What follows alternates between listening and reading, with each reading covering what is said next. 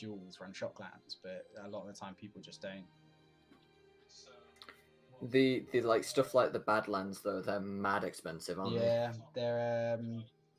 they're generally over £100 per card. I think they do vary because of colours, obviously. For example, I think the green ones, maybe Golgari might different, but I think the green ones generally aren't too bad by comparison because they're in the colours that are easier to ramp without them. Yeah. Whereas I think one thing I found, by the way, Leyline of Anticipation and Vidalcanori. So Vidalcanori is about a tenner, and Leyline of Anticipation is about £2. So yeah, that's why I said Leyline's definitely worth it. Are you off, mate, or did you just turn your camera? No, camera's playing up. I just got to reset it. Sorry. It's alright. It's just because I've got the thing where it doesn't display people if they don't have the camera on, so I wasn't sure if you'd left the call or. Yeah, no, still here. Yeah, that's all just good. reset the camera. Yeah, I think I grabbed the Leyline when they last got reprinted, which was a couple of sets ago. I want to say War of the Spark. I mean, they're both 4 CMC. Just one needs color. Yeah, is the only difference. But also, if you draw it at the start of the game, it's obviously a free play that gives you a massive advantage. There we go. I think Vidalcanori is slightly different though, because Leyline of Anticipation says you may cost. Oh no, it is the same. Never mind. It's a really good card. I think it's just because Vidalcanori is obviously more expensive because, say, you're not running blue, it's obviously going to be harder for you to find similar effects. So it's something that you don't need blue in your deck. You can run it in like a Gruul deck and give things flash, which is just like, I mean, it's an advantage to any deck. I think the most broken time I've seen Vidalcanori run is in a 4-color deck which was just missing blue.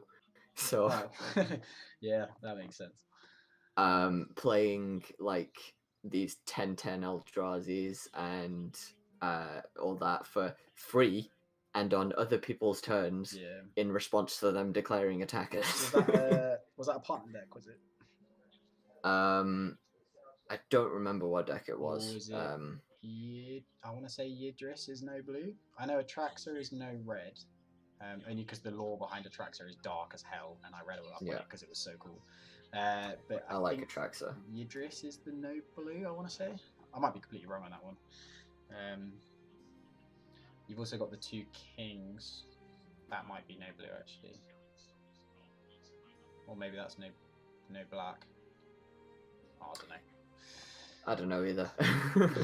Are we all good for hands? Yeah, sorry, I haven't drawn. One second. That's all right. What do you wanna do for go first? Rolling 2d6, 1d6. I don't really mind. 1. Yeah, that works. 4. 6. I am rolling really well today. I don't understand. I got a 5. I somehow managed to roll double 6s earlier, and then now I've just rolled another 6. And I don't get it. It's all on camera. Cheating. There's no cheating, dice. Mate. It's all on camera. Dice is weighted. Weighted dice. All right, I'll use a different die. To be honest, that's a different die from what I was using downstairs. Yeah, I know. I'm joking. Okay, are we good? Are you happy with your hand? I am, yeah. I think we're still waiting for draw. Sweet. You can thingy. We'll be done in a second. Yeah, I'm happy with that. That sounds ominous. Let me guess, it's another Sensei's Divining top turn one? No. Nope. Alright, I'll draw for turn. I will play a Rugged Highlands tapped, gain a life Seago. How's turn order? Yeah, I'm all. Yeah. Okay, so that's me. Draw. I'll play Command Tower and Banehound, and then I'll swing Banehound at Tom. Yeah, that seems fair. How much? 1? 1. Right, I'm just gonna. You're just the one that I started with, okay? It's fine. No, that's fair. I would have done the same if someone just played a live game now. You got to that down. 1. Soul Ring. Oh, there he is. Again. Again. Somehow. Fixing. Yeah, Right. rigging. Gotta do it in my favour. I'll untap and draw. I need all the help I can with this deck. Decisions. Seeing as one person's already off to, well, both of you are off to quick starts, I should probably play this quickly instead of slow. So I will play Mountain for turn, tap 2, Essence Symbiote. Are you on a mutate deck? I am running Illuna, yes. Okay, well, yeah, that's a pretty good card to have. And then, so whenever a creature I control mutates, put a +1/+1 counter on that creature, and I gain 2 life. Okay. Say go. I shall draw a card. I shall play a swamp. I shall tap 2 and play Mask of Riddles. Then I shall swing 1 at Lax. Wait. Gain another life. Turn? Yep. Turn. Mountain. Tap 4. Winota. That's kind of scary. Turn 2, Winota. Just remind me what she does, real quick. When a non-human creature you control attacks, look at the top 6 cards of your library. You may put a human card from among them onto the battlefield, tapped and attacking. It gains indestructible. Yeah. Indestructible until the end of the turn. Put the rest of the cards at the bottom in any random order. Okay. I'm intrigued. You don't have to obviously tell me this now because I know we're playing. But how have you built her? Thrown together, like. It's a bit of a mix. It's got mutate in the deck, bunch of humans, and the red's a bit of removal. Yeah, no, that's fair. Menace. Like I actually am quite a big fan of Boros, which is would surprise most people because I know it's the least liked commander colors. Mainly just because of how aggro it is. Like, yeah. When people play Feather in Commander and then they've won by turn 4 because they've literally just given it indestructible +20 +20 and just kill people. But what I mean is like most people also don't like to play it because it has the least card advantage, which is obviously something that's big in Commander. I'll draw for turn as well, by the way. I think I have to do it this way. I'll play a Mountain for turn, tap 3, mutate a Migratory Greathorn onto the Essence Symbiote. Yeah. So you'll go find a. I'm gonna go find land. an island. And then it'll get a +1/+1 counter. +1/+1 counter and gain 2 life. And then I will swing at you, Raids, for 4. Yep, I shall take the 4. Hitting me. Hit you once with a 1/1. Yeah, well, you know. I'm joking. It's payback. I had the most life, it's fine. And then I'll say go once I found the island. Okay, I shall untap ski, draw ski, play Rogue's Passage, and play a Lightning Greavesy. And equip it. Yep. Actually, can I undo the Rogue's Passage and play a Path of Ancestry instead? Because I thought I had something else. And thingy. That's turn. I'm not swinging. So, draw.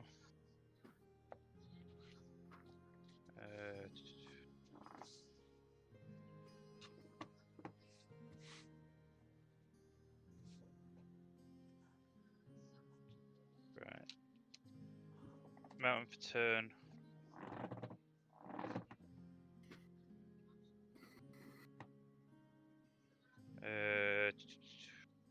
Raid, how would you feel if I get rid of his mutatey thingy altogether? Or not too bothered about it? It's not that big of a problem yet, but I mean, the mutate on it. If he mutates his commander onto it, then it's going to be issues. So sooner better than later. Okay. So but I'm okay to leave you alone next turn if you're willing to do that. I mean, he's not doing anything over. He's just chilling. He's just chilling and getting 1/1 counters whenever you play mutate spells. Nah. 1 2 minutes. No. 5. Yeah. Tapping 5. Secure the scene. So exile target non-land permanent. Its controller creates a 1/1 white soldier token. So like that'll exile both creatures, won't Yep. it? Yep. Yeah. Okay. Which is not nice. Then because you've got something to stick up. Sorry, I'm going to swing 4 at you as well as exiling your creature. I'm going to swing 4 commander at you. That's fine. I've just got a 1/1 thing, haven't I? Yep. Yeah. What is it? A 4/4. Yep. Is this a human token? Or Yes. is it a soldier token? White soldier token. Okay, so it's not a human, so I won't block. I will take 4. And I see he wants to mutate onto it. Turn. Okay, untap. Draw. I will Outcomes play. commander. No, I would be able to, but I think I'm a turn behind because of the Migratory Greathorn death. Actually, no, because that would have come in tapped anyway, so it's all good. I think what I will do then is play a Scryland for turn. And bottom that. Then I will tap 4 to mutate a Everquill Phoenix onto this token, so that token will essentially cease to exist and just be replaced instead. Okay. But it's still mutated onto the creature, so you'll get the trigger. Yeah. Very much mutated, yeah. So I get my feather. I can pay 1 and sacrifice the feather to return target Phoenix card from my graveyard to the battlefield. Yep. Then, because it technically isn't summoning sick, I will. Do I want to repay the 4? Or do I want to block her for Winota next turn? I'll chill. I will pass. Okay. I shall untap.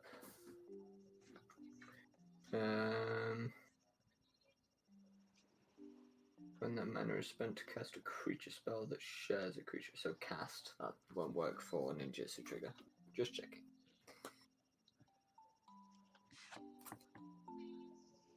Rogue's Passage. Tap the Rogue's Passage, play a side of the Shinobi. Nice. Pay 2. Equip Mask of Riddles to Banehound. So it can only be blocked by black or artifact. Yep. Do you have black, Tom? No, I'm running Tima. Okay, I shall swing at you with a 1/1. I will not block. Then I shall draw a card for it hitting you. Okay, so it does hit me. You're not ninjutsu. Yes, I do not have anything for 1 mana to ninjutsu. I just thought I'd check. I know before I've usually yeah. just immediately gone to taking damage and then you've ninjutsu, so I thought I'd check. Yes, yeah. I appreciate it. That is my turn. Yep. I am happy for you to swing at me because I feel like Tom's being bullied. I play 1 mutated creature.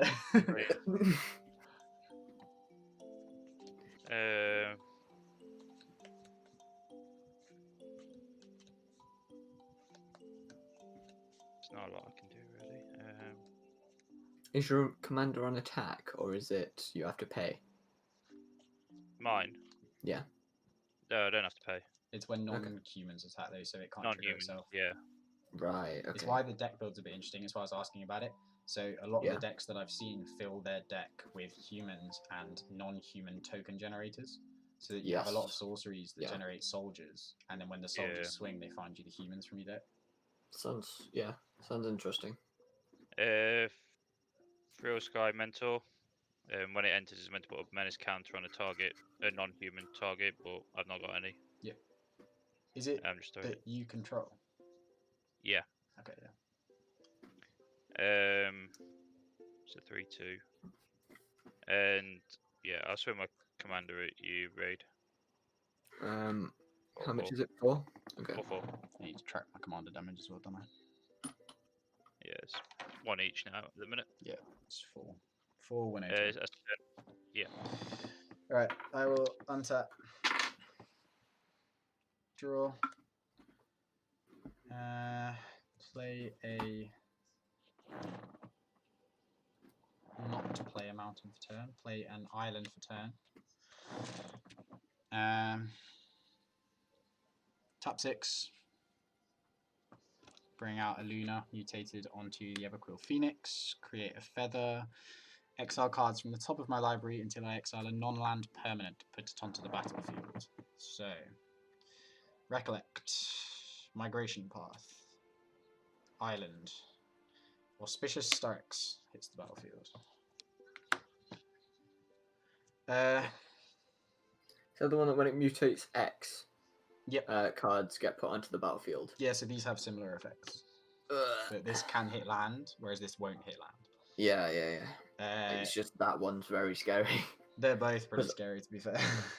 Well, no, because it's not just the one, all of them. Come on. Yeah, true. Alright, Illuna.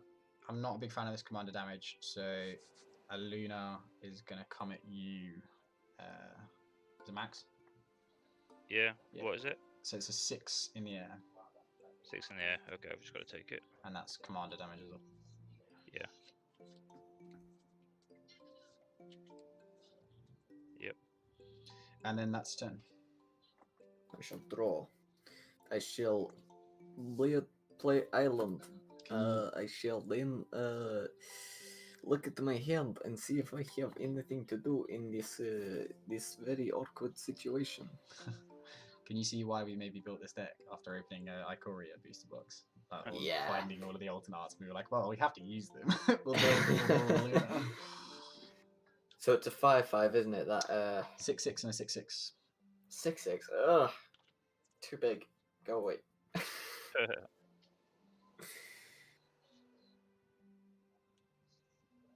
Don't think I've got much choice then. I'm gonna have to do this.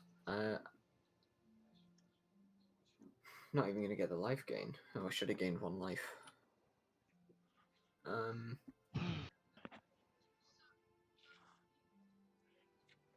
Huh. What do? Let's do.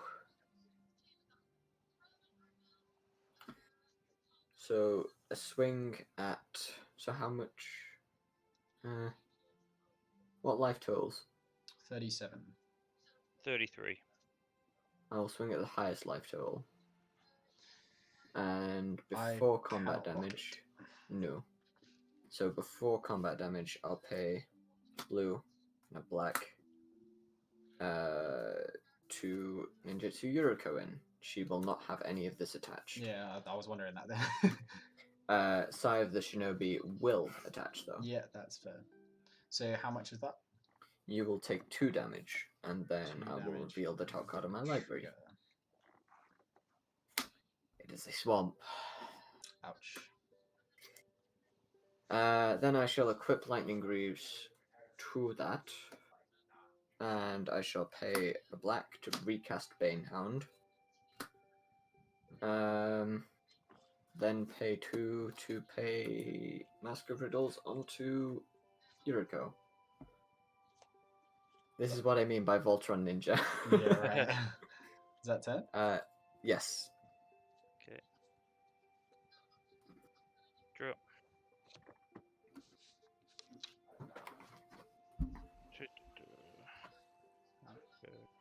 Planes return.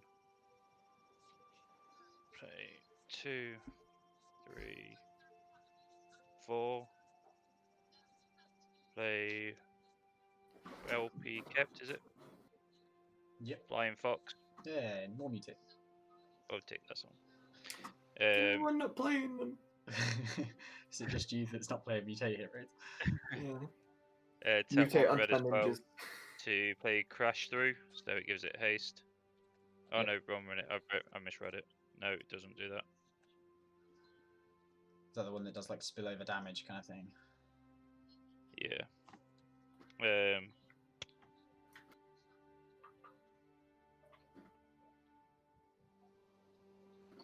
6/6 into yours. They're both 6/6s, yeah.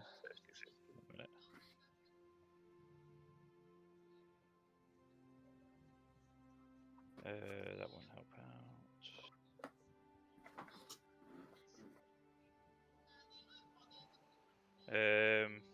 Yeah, I'll pass. I'll hold fire. Okay. Untap. Draw. That's not what we wanted to hit. Okay, I will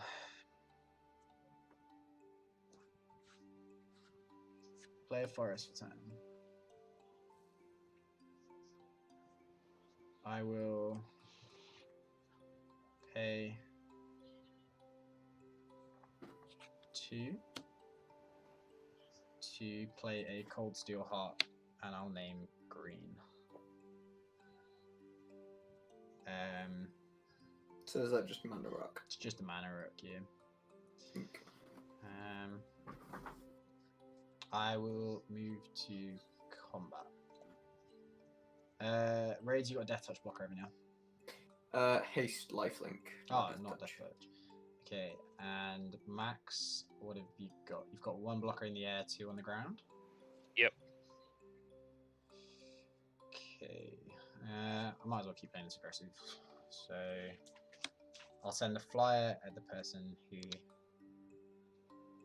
Oh, I don't want to kill the flyer, or do I want to hit? I'll tell you what. I'll send this at you, Max, in the air, and Auspicious Starks at Raid. Does it have trample? Nope, it's just a 6/6. I will just block So it I've with Greenhound. Yep. I've got the 6/6 in the area. 6/6 flying trample in the air at you, Max. I'll take the 6, but that's commander damage as well, isn't it? Yep. So I've taken 12 commander. Then I will pass.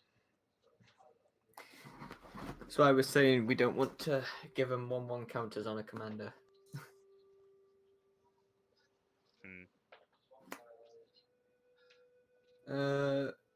Question of instants and sorceries in the graveyards.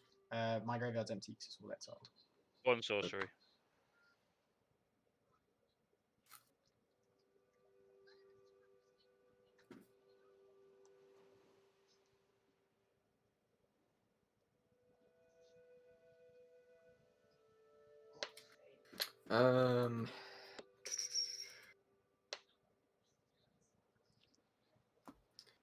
So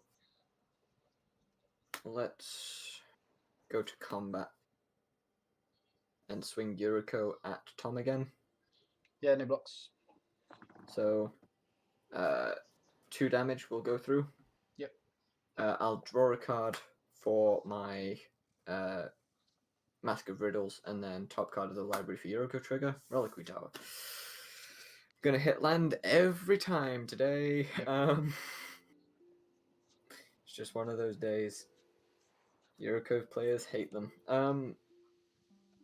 We'll tap 2, Path of Ancestry and Rogue's Passage for night dealings. What does it do? Whenever I deal damage to an opponent, I get X amount of counters onto it, where X is the amount of damage dealt to all opponents. Okay. Then I can remove X counters and search my library for something X CMC. Yep. Using the same amount of mana, so I need 4 to cast it, or to trigger it. And then I've got no blockers, and I'm gonna say pass. Okay, on your end step. So Raid on your end step. This might be a slight waste, but to be honest, Boros isn't known for its card draw, and I don't think you have lots of card draw. So I think 2 cards in a turn is probably the best I'm going to get for now. And I'd rather keep playing this aggressively. So I'll flash in Thought Sponge, which will have 2 +1/+1 counters, because 2 cards were drawn this turn. Yes. Okay. And then when it dies, I draw cards equal to its power. Okay. And then, yeah, that's me done. Yep. Okay. So, yeah, just making sure you know that Yuriko isn't a draw, it's a put into hand. Yeah, it wasn't that. It was that, it was the draw for turn and then the Mask of Riddles. It's the main reason I don't think I'm going to get any more than 2 cards in a turn off either of you, because Boros isn't known for it, and you have a lot more find cards, put them into your hand effects than you do draw. Yeah. So which I prefer other than draw because of things like Notion Thief. Yep. Yeah. Amount of turn.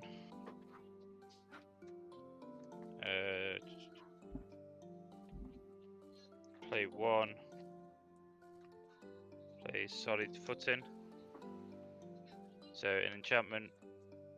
Enchanted creature gets +1/+1 as long as an enchanted creature has vigilance. It's assigned combat damage equal to its toughness rather than its power. Yep. I've not got no vigilance anyway, but it's going on Winota, so it's now a 5/5. If you send Winota at me this turn, I won't swing my commander back at you next turn. Right. You want just 2 wanna- card draw? I just want to block it to get the card draw, yeah. Okay. What's your life totals? Both Mine's 33. I am at 36. 3. Okay, so Winota's coming at you, Tom. So 5/5. My 2/3 in the air is coming at you, Raid. Okay. That triggers the effect of Winota, so top 6 cards. 1, 2, 3, 4, 5, 6. Any humans?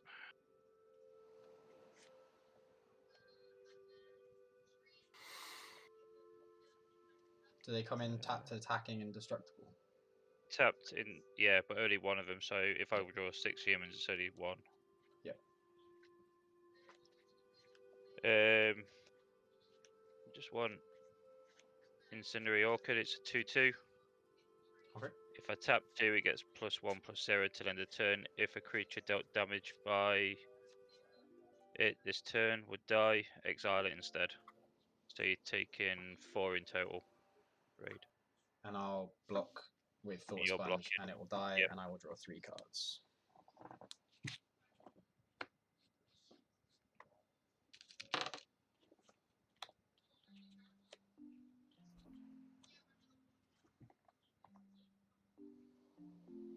Yeah, that's turn. Sorry. That's okay. Untap and draw for turn. Oh my word.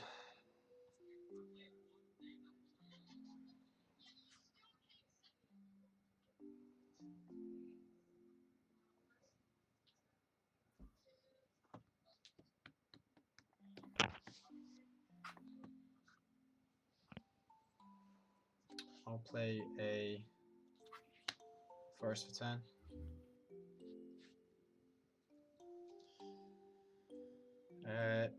Okay, I will go to combat.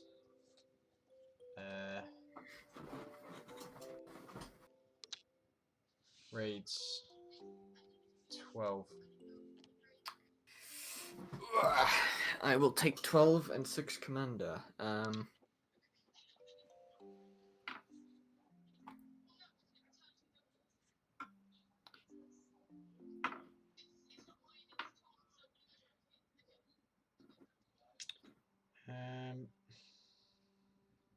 Then I will go to my second main.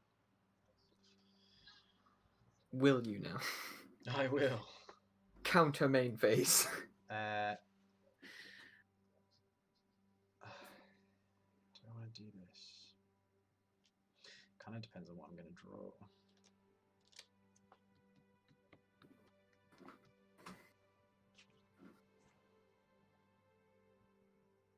Okay, I will just pass.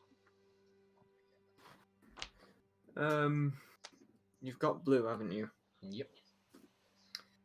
Do you run counter spells? Maybe. Maybe. Maybe not. I'm thinking it's a maybe yes.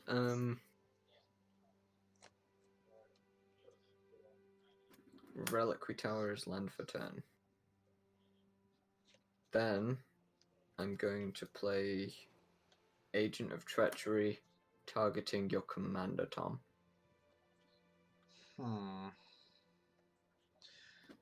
So it's not changing phase, is it? It's not changing state. So I can't put it back in my command zone, can I?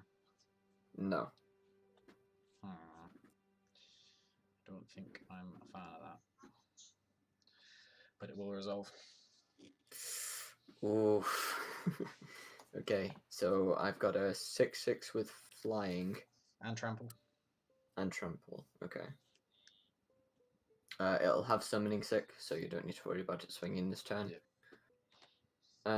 But Yuriko will swing, and I will swing at Lax for 2. On the ground? Unblockable. Oh, unblockable. Unless you've got an artifact creature. No. Okay. And that's 2 commander as well, isn't it? Yes. So then I will draw a card, and I will reveal the top card of my library as an Inkai Servant of Oni, so everyone takes 6. Yep. So that'll give me a lot of counters on this, so that'll go up to 12, 14 counters on that.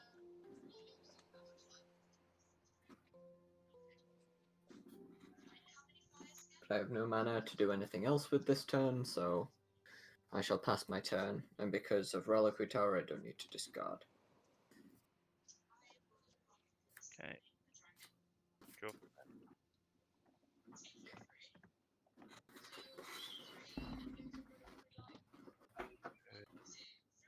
Mouth turn. What's the power of your thing standing up, Raid? It's a 2/3 and the 6/6. 2/3 and a 6/6.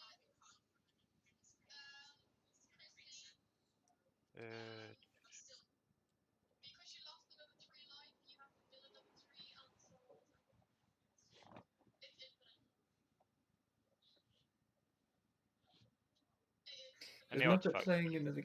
Sorry. Any artifacts on the table? Yes, I have a fair few. I have a mana rock, and that's it. I think Muppet is watching the stream back in the background to see the clips and stuff.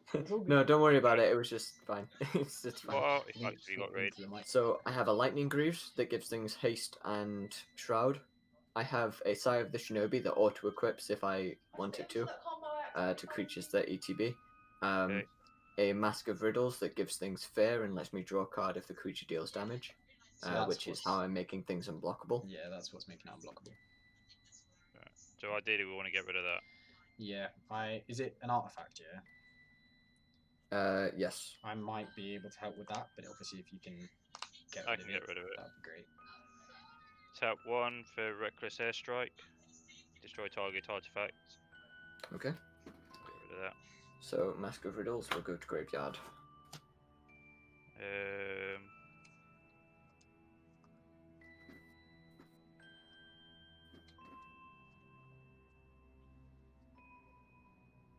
to do? 1, 2, 2, 4, 4. To play Glory Bearers.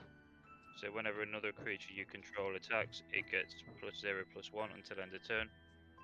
So extra health. Yep. Okay. Don't see many that give toughness.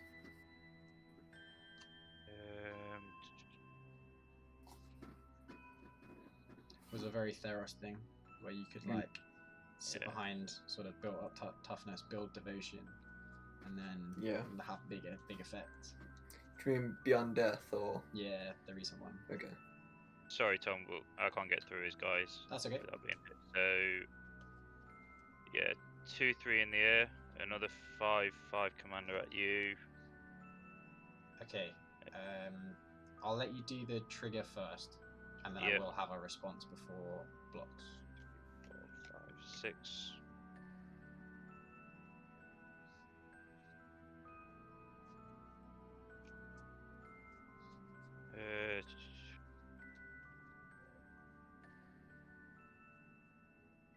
Okay, Keensight Mentor. So when it enters the battlefield, put a vigilance counter on a target non-human creature you control. So it'll go on a fox. Okay. So before blocks. So 1, 2, 3, 4, 5. I will flash in Thrix the Sudden Storm, which is a 4/5 flyer, and it will make cards with converted mana cost 5 or greater, 1 less to cast, and can't be counted. So For I will you. put that, yes, for me, in front Yeah. of the flyer, and I will take the 5 commander.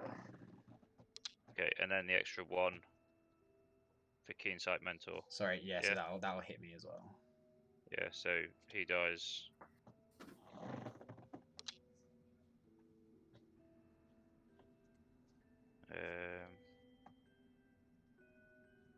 Yeah, that's turn. Okay. Oh, how much damage would that done to your flyer? To my flyer, how big was your Bulbaki? 2-3. So you'll have done 2 damage to my flyer. Yeah, what's your flyer, sorry? So he's 5 toughness. 5 toughness. Alright, so 3 yeah. left. Yeah, okay, no, I can't do anything about that. That's fine. Okay. Still too tough for me to get rid of. So we're good. It was a shock, wasn't it? Maybe. Right, I will untap and draw. Oh man, You might want to get a lightning bolt. I'm getting flooded. Does 3 damage instead. Right, I will play a forest return. There is one upside to mana flood. You've got mana. No, you have cards to discard. It's X spells. So I will pay. How much do I want to pay? 1, 2, 3, 4, 5, 6, 7, All 8, of it. 9, 10. Okay, interesting situation. Pay all of it. Sure, fuck it. Yeah. 5, 6, 7, 8, 9, 10. Which means the X spell that I'm casting now has a converted mana cost as I'm casting it of 5 or greater, so it will technically cost 1 less, which will increase the X by 1 if I'm correct. Yeah, because on cast, I'm not the sure CMC if that is set. It's only when it's in your graveyard, I believe, or in your library or in your hand that the CMC is. I'll be honest. I'll take your word on it because I'm not sure how that works with X spells, but I'm not actually 100% sure. That's just how I interpreted it. Yeah, so I would interpret it like that as well. So okay, I'll say yes. So I'm tapping 10 to cast a Steelbane Hydra for X equals 8, but it'll be X equals 9 because of Thrix. So that will come in with 9 +1/+1 counters on it, if I can find some more. Seems big. He's a big boy, and I can pay 3 to remove a +1/+1 counter from it and destroy an artifact or enchantment. Oh. So I can destroy up to 9 artifacts or enchantments if I have the mana for it. Oh. Yeah, so don't you go sending my commander at me or I'll start blowing up all your equipment. You could block my your commander. So. No, I can't because mine doesn't have flying. But I can send a 9/9 at you next turn, which you Wait, what's the card called? Steelbane Hydra. Oh, Hydra. Okay. Yeah, right. It's not a flyer. Yeah. Okay, move to combat. I feel like you're gonna destroy me artifacts anyway. Depends on where I'm getting the pressure from, really. I am going to swing a 6/6 at you raids because I want my commander back, and I think maybe this will tempt you to trade.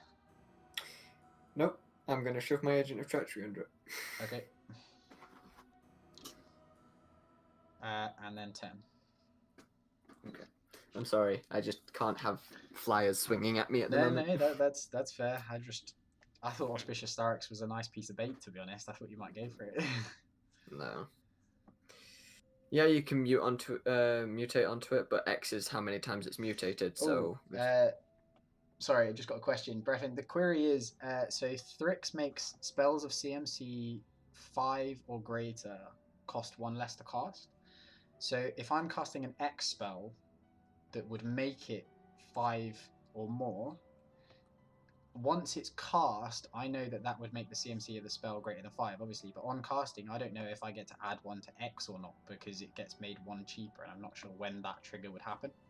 So it's whether or not Thrix would make an X spell 1 greater if, when it's in my hand, it's not CMC 5 or greater, but after casting it is.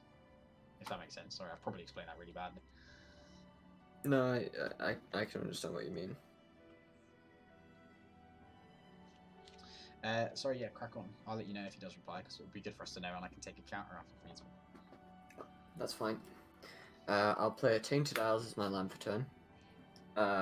So I can tap it for a blue or a black, so I control the swamp. Yep. Um.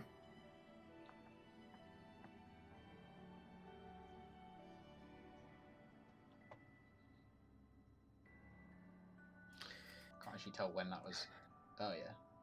Yeah, I think that's what we said too, that it would get the 1 reduction, so that's how we played it in the end, but cheers anyway. Okay, so I can't really swing in 21 at this point. Due to the artifact being removed. So what I shall do, I shall pay 2 black and 2 colourless to go search for something in my library. For Raids, this, he has just replied. He's got a ruling on it. So he says the reason it works is because you choose modes first, which will lock in the total of X spell, and then the cost reducer will hit it. So essentially, it would have been cast for like 1 extra. Yeah, so that's how I would have seen it as well. So, sorry, keep going. You're up. So I'm searching for something in my library. However, because of how night dealings it says remove X theft counters from night dealings before you search your library. But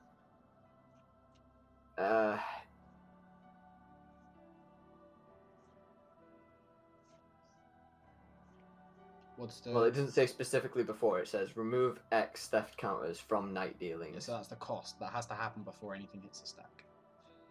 Yeah, but I'm just saying because I'm not sure what I want out of my library.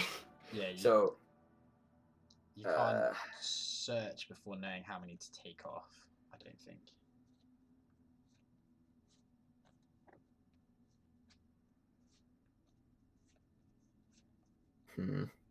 Let me just have a think then of what I want to get out. Is it an exact CMC one? Is it you have to find one that's the same number? Yeah, so it's is it X or less? If it says X or less, then you might as well just go big on it. But if it says X, then you have to find the exact CMC in your library. No, it just says X.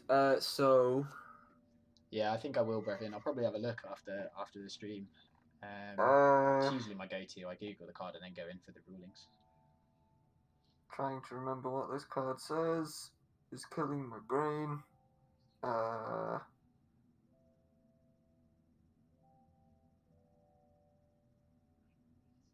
Oh my god, what is it?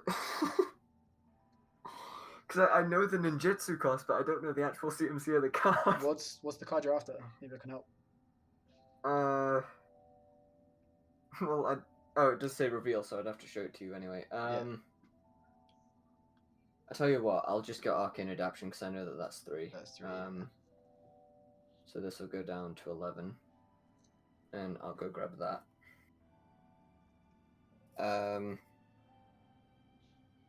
And I can mid-while search what the cost is for that. Hey, it's that. Thanks, Lax. Hey, okay, I found it. Yeah, no worries. What's up? Oh, Lax just followed us, so I said thanks. Sorry, you All right. crack on. I should probably do that too. Thinking about it. Yeah, I was gonna find it. I would start streaming again. I started it for a little bit and then I've stopped again. Yeah, we recently got into it. We started up a channel as like a few of us trying to sort of get into it. I taught the other guys Magic when I came to uni and met him here, and we sort of met through playing American football. Just thought, hey, why not make a channel, start with Magic, probably push Magic as like 90% of the channel, and then if we want to play some retro games or something like Pokemon randomizers or sort of other stuff like that in the background, then we'll do it. To be honest, that's when I started streaming when I was at uni. At Staffs as well. I was streaming StarCraft 2 and running tournaments and stuff. Oh, nice. Casting and that, so yeah, I did pretty well with it. I got recruited by a company called ESL as well. Oh, get on. It's nice when it all sort of works out, yeah, definitely. But then I stopped and life got in the way. Real job.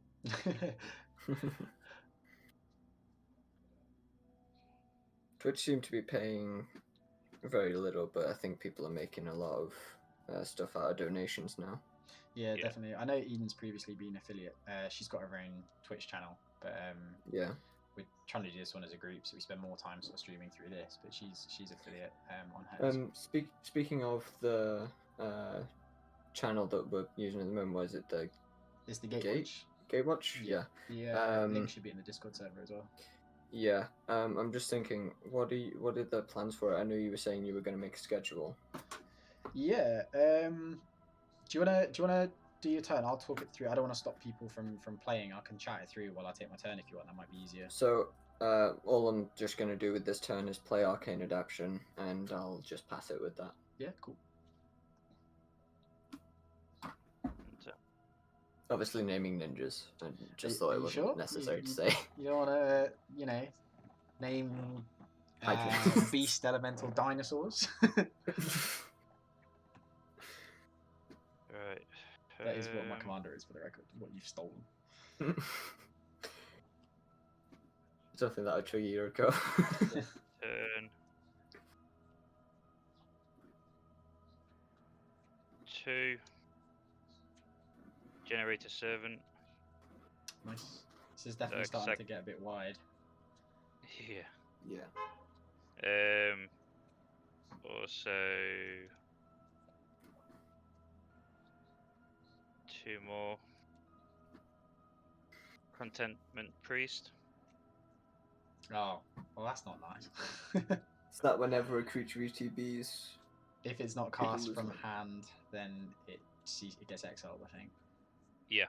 So if a non-token creature would enter the battlefield and it wasn't cast, exile it instead. Yeah, I was not expecting the stacks Winota over it. Oh, I've just realised that would make all of my ninjutsus exile. Oh yeah, you can no longer ninjutsu. Oh, fuck. Well, you're dead first, Lax. Oh, so good. It also makes Auspicious Starix and my commander redundant with the triggers off the top of my deck. Oh yeah, because is Mutate alternate cast? Well, it is a cast, but Auspicious Starix and my commander both then put permanents from the top of my library into the battlefield. So they would then go straight into exile instead. Oh dear. So not a fan of that card. The thing is, I've got no non-humans to attack with. They're all human. Good. It's one of the main reasons I had to throw the Thrix flash speed into that flyer, because I was like, I need to slow this down. Yeah. Yeah, I passed turn. I think I'm gonna have to look at that. Do you know, like you were saying, the token? Yeah, one thing that's really good for Winota is you find humans that when they ETB, they create soldiers, and they specifically don't say human soldiers, they just say soldiers, because then you can have your soldiers hitting humans that give you more soldiers to hit more humans, and everything starts spiraling. And it gets really out of control really quickly. It's really cool, actually. The Winota commander decks are something I've been intrigued by for a while, but I haven't got around to building. I've built Feather for one of my personal decks. I've built Fire Song. I don't know what you mean. You don't know. You haven't seen it. Yeah, it's a little bit scary, my Feather deck. And then I've built. You played it once. You like turn 1 made it indestructible.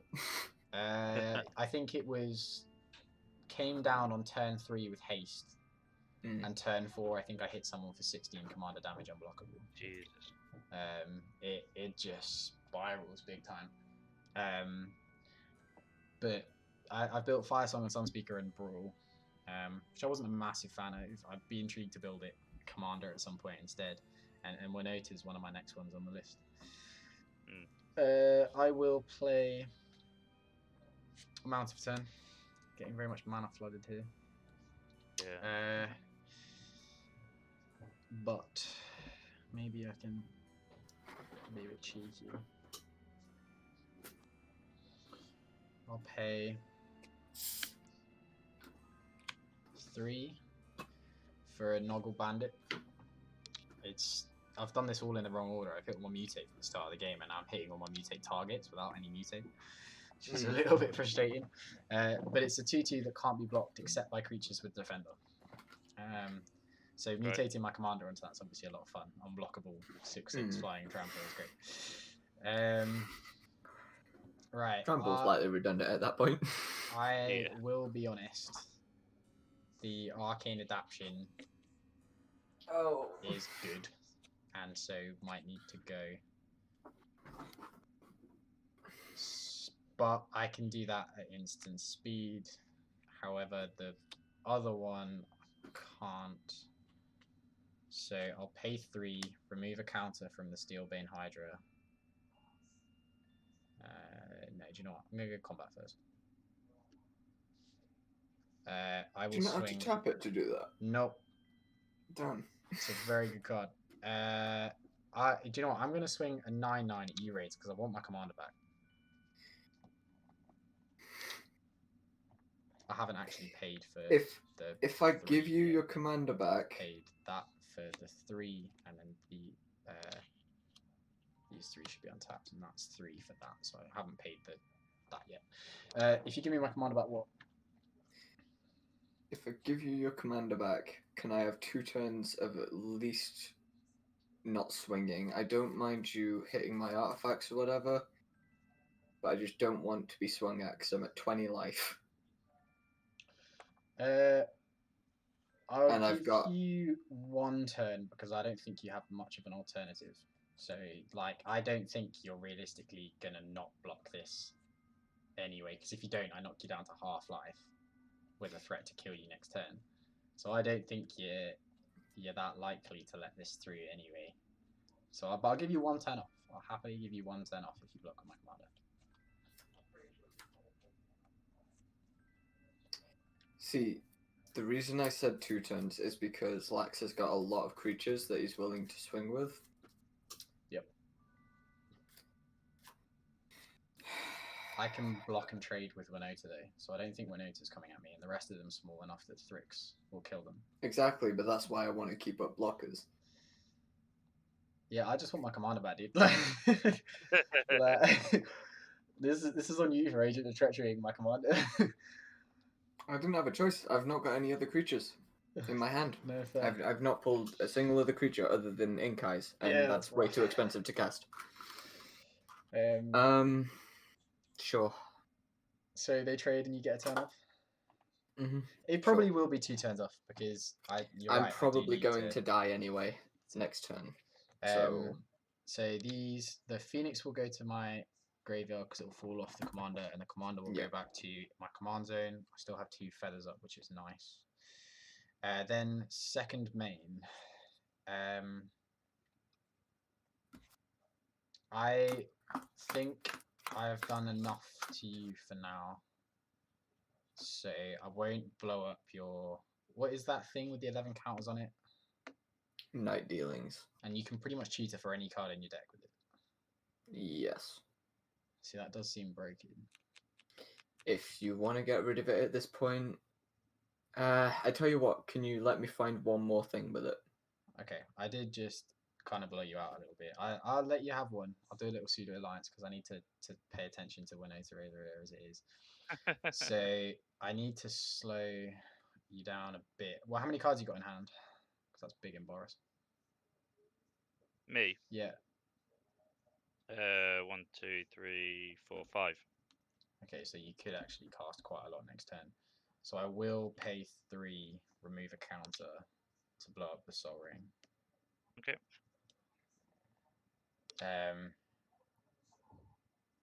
And what's the enchantment on Winota?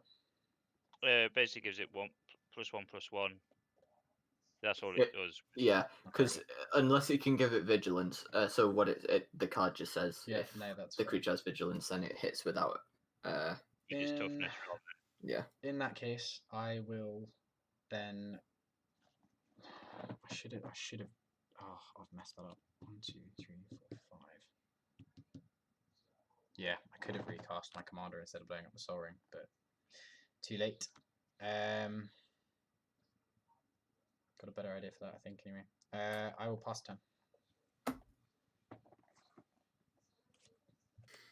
Okay, I'll untap, draw. Well, that's a creature, but it's not very useful without being able to be unblockable. Even the artifacts I get that will make it unblockable will just get destroyed, so let's play a swamp. Because I can't even ninjutsu things, so...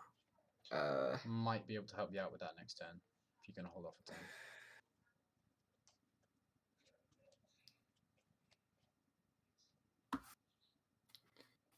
2, 3, 4, 5, 6. 1, 2, 3.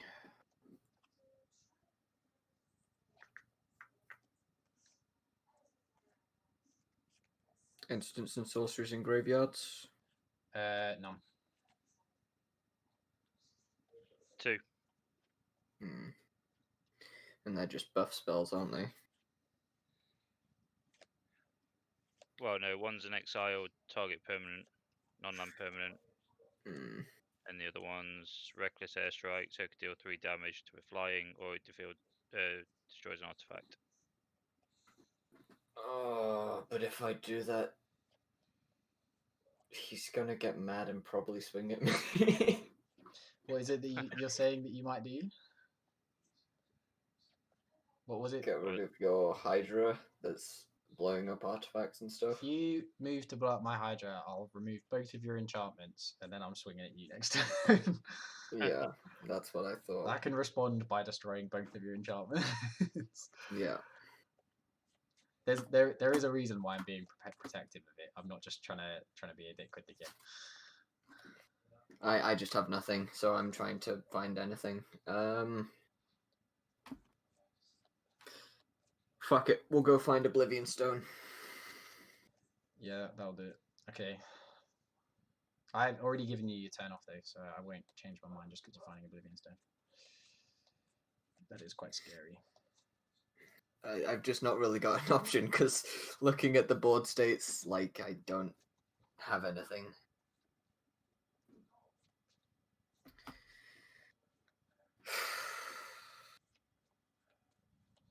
Because I'm having to pay 4 mana to actually search it, so I can't detonate it this turn either. Yep.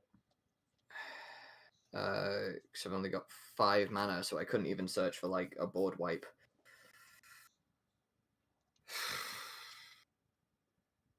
So there's Oblivion Stone. It is a creature on containment piece, right? It's like whenever a creature enters the battlefield.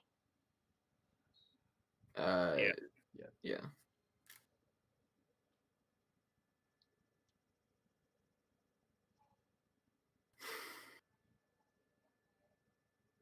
Yeah, I think I've lost at this point. I haven't got anything. I'll play it out, but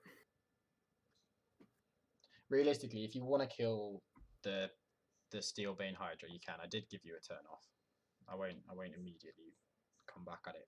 I might blow your stuff up because that wasn't part of the deal, but I won't swing at you. Yeah. Thing is, I've just got nothing, so I don't really know what to do, if I'm honest. Yeah, that's fair. And I don't want to spend 5 mana just getting rid of your Hydra.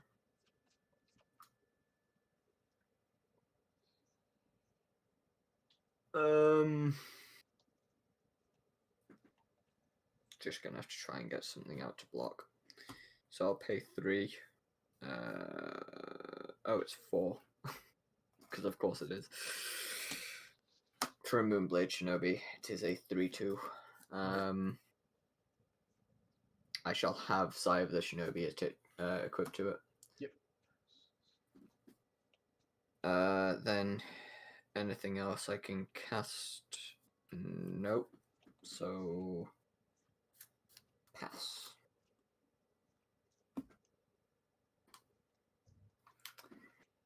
Lex, you're up. Yep. Draw.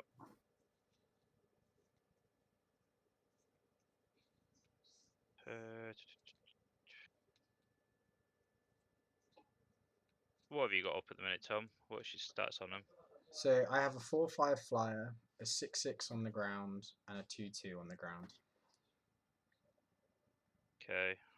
I do also, just as a heads up, have the mana open to destroy an enchantment or an artifact at instant speed. So I could like kill Winota if you swung at me with it. I know.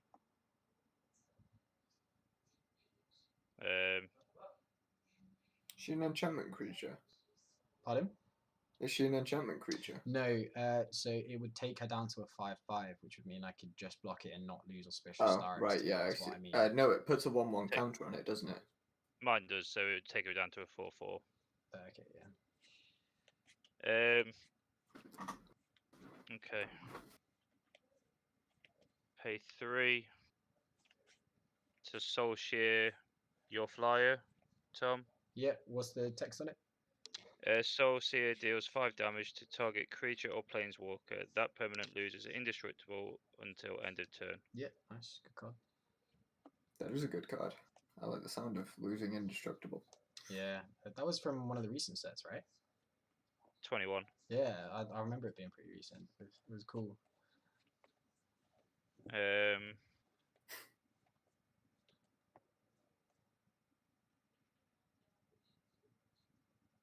they've got nothing else ready to do at the minute.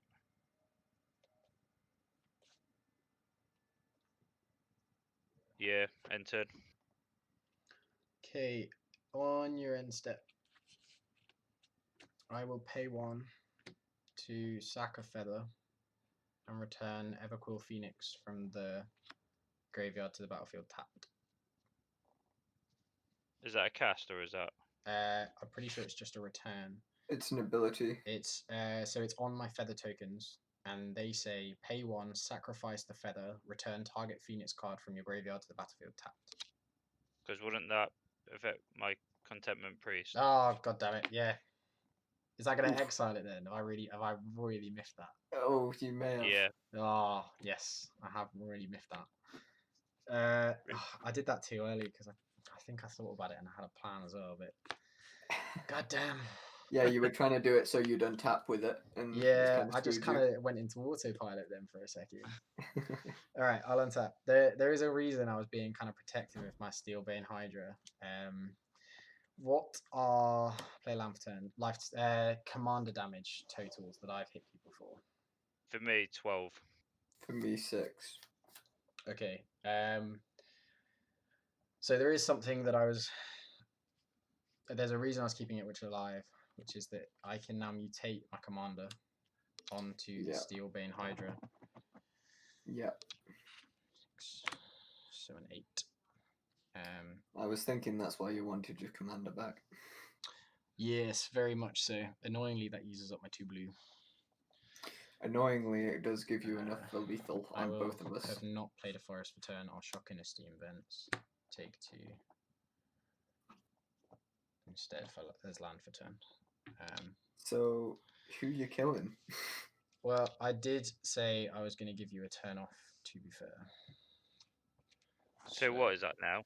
It's now a 14/14 flying trample commander damage. Right. Yeah, that's me dead if you throw that. Let's just see what he does.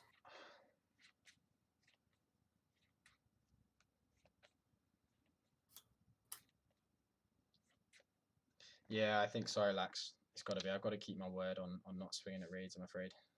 Yeah, it's fine. I already had shock in my hand. I knew it was shock.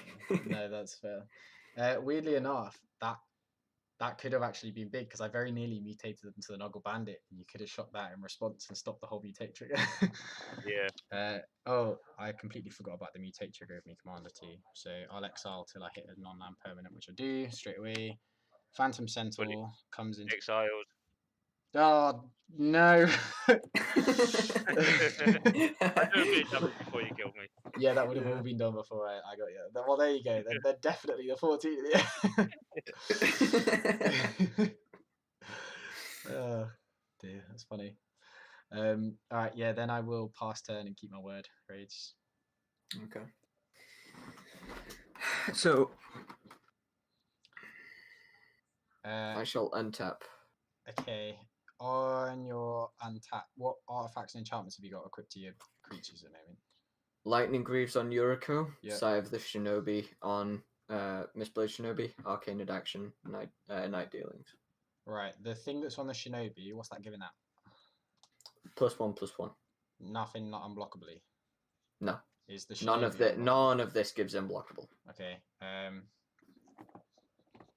Annoyingly. Green and 2. I'm just going to try and shut the game out here. Remove a counter.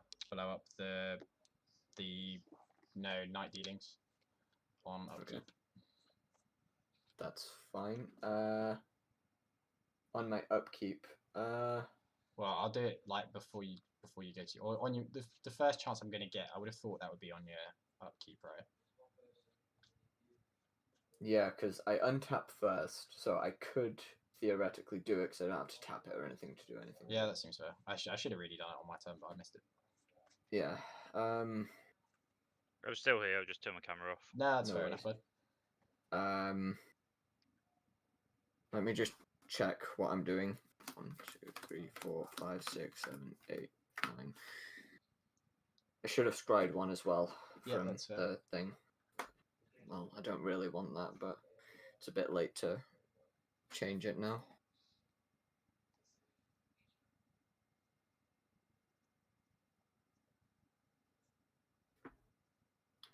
I'm gonna let it resolve. Anything else you're destroying before? I do not have the mana up to do anything else. You have no more mana up? I have 1 blue/red mana up. That's it. So if you've got board wipe, now's the time. You remember how I got Oblivion Stone? Yeah, I just don't know if you have the mana for it right now. I do. So I'll play an island as my land for turn. Yep. I'll pay 1. So 1. Should have really saved that 3 2 for the Oblivion Stain, shouldn't I? You seem to be making a lot of boo-boos today. Yeah, I'm not really with it, bro. I'll play Oblivion Stone and 1, 2, 3, 4, 5. Tapping that slightly differently. Oh, actually, no, I need to sack it because it would tap it. So tap and sacrifice Oblivion Stone. All non-land permanents will go. Yep. I actually had a plan for this as well, where I was like, oh, it's fine, I can bring my Phoenix back, but then I screwed that and accidentally exiled it. Annoying thing for me is it gets flooded a lot of combo pieces for me, so yeah, I know. Fair is fair. Because I haven't had time to get counters, fate counters on stuff, and then I'm gonna have to pass because I've got nothing else to be done. Okay. Untap. Draw.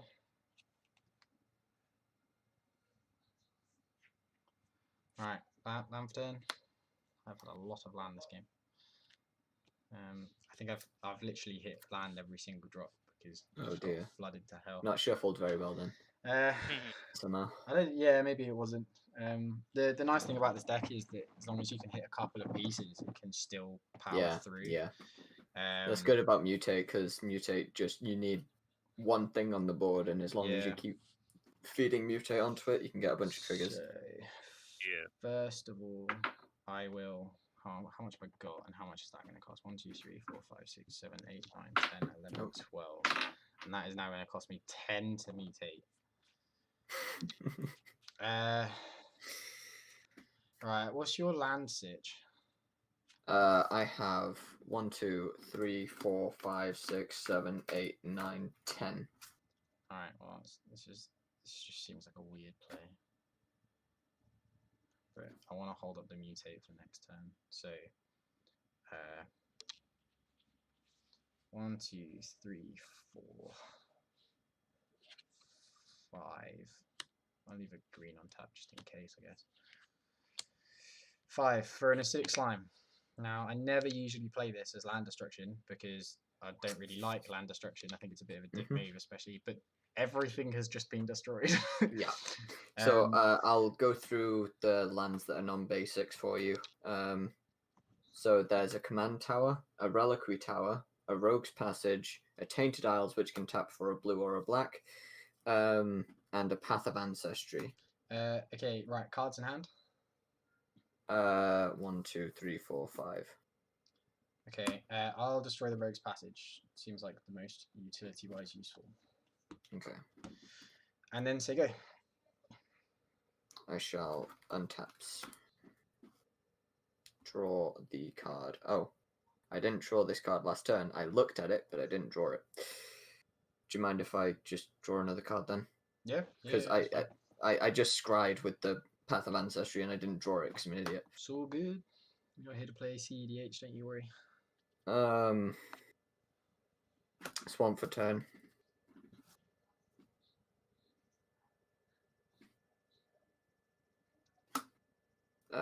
2 black. Inkform Infiltrator. So that is an unblockable and can't block. Okay, hold on. 2 CMC, 2/1.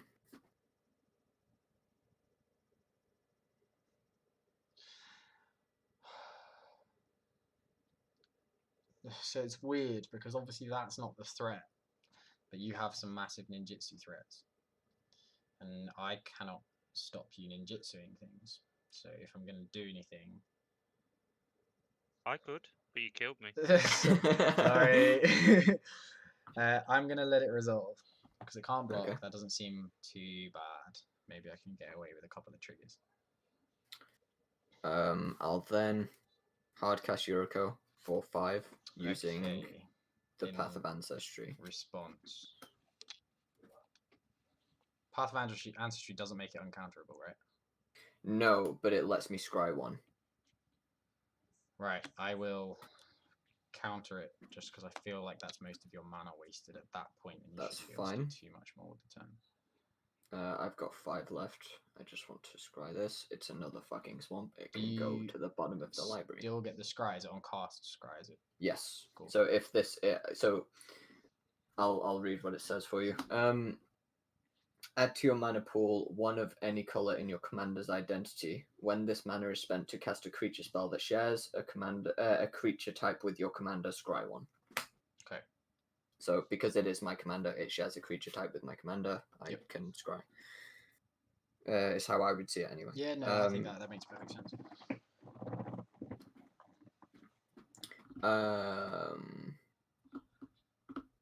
You've not really been casting many instants or sorceries, have you? I just put a counter spell, a neutralize into my graveyard. Other than that, there are no instants or sorceries on my graveyard. I shall pass my turn. Okay, untap. Draw. Oh my god.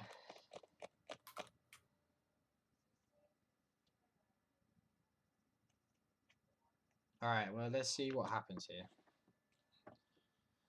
So, 2 blue for the mutate cost, and a red, so that's 3. And I need to make it up to 7. So 4, 5, 6, 7, 8, 9, 10. That's to recast Illuna for its mutate cost. Okay. In response to that, I'm going to cast Memory Plunder to take the counterspell from your graveyard and counter it. So you can cast something from my graveyard. An instant or sorcery from your graveyard without paying its mana cost. No. Okay, that will resolve. I'm gonna have to go anyway, guys. I'll catch you. All right. No worries, bud. See ya. I guess in that case, then GG.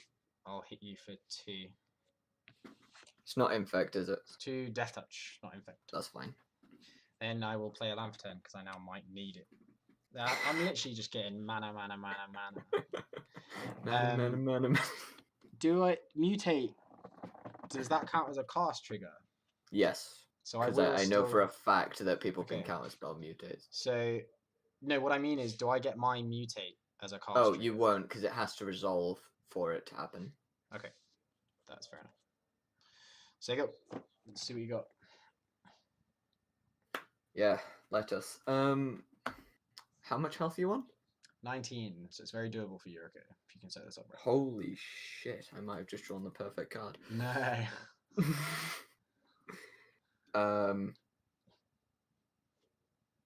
How big will your commander be if you mutate onto the Death Touch? Just a 6/6 flying trample Death Touch, and I'll get something off the top of my deck.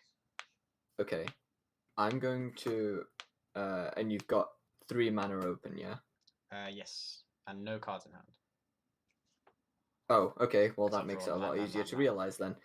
I'll play a swamp. No, well, not play a swamp, but use a swamp in a Reliquary Tower to cast Black Blade. Yep. Then I can pay 7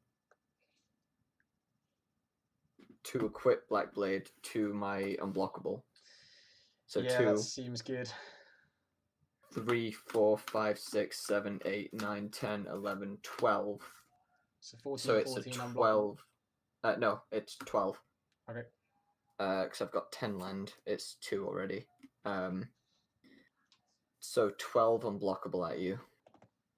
I will take it and go to 7. And then that'll be my turn. Alright. Gonna need a big pull. Untap. Draw.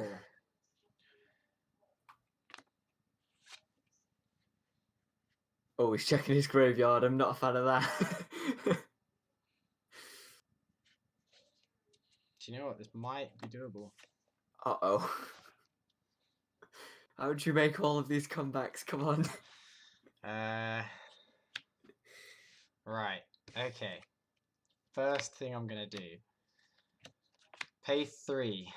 Eternal Witness. Okay, Enters so the what does that do battlefield. again? Return target card from my graveyard to my hand. Card, okay. I'm gonna return Steelbane Hydra. Okay. 1, 2, 3, 4. Then you're gonna cast a 1 and then blow up my Black Blade. Yes. So I'm gonna cast it for X equals 5. Which will leave me 3 mana up. I'll spend 7. So how much health are you left with, by the way? I'm still on 7 health. 7. And it will come in with 5 +1/+1 counters. Then I will go to combat. Swing 2 at you. I'll take the 2. Putting me down to 16. And then I will pass. See, I don't like that. Why are you not blowing it up instantly? Oh, because you can do it at instant speed. Because of course you can. Because I'd rather see what else you've got. I'm going to wait for you to go to combat. I don't want to see any extra things coming in that I'd rather kill. So I'll leave it to the last second before I blow it up. Yeah, seems okay. So you're at 7. So I can leave you at 1 health. I can leave you at 1 health. I think you can do more than that, personally. Well, if I just swung with this, yes. But, I mean, you can destroy the Black Blade. So. Yeah, I think you've got something else.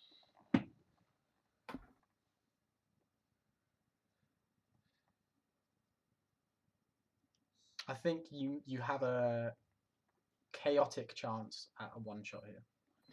Yeah, if I ninjutsu Yuriko, the thing is, a lot of my big stuff is in my hand. Okay. I mean, I could pull a Fallen Shinobi off the top of my library. You could throw caution to the wind, but I could also pull a land. Yeah, very much so. Which I've done with every single one of the triggers. Which would then leave the game wide open.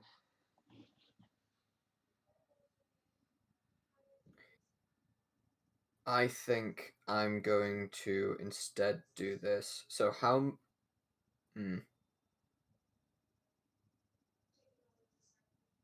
How much mana do you have open, and how much does it cost for you to destroy things? I have 3 open, and it costs 3.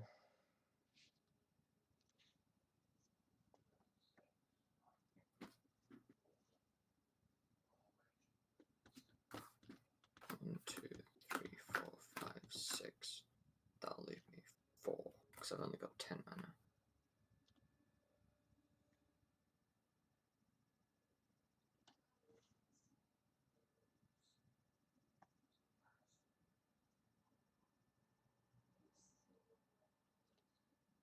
Let's do this.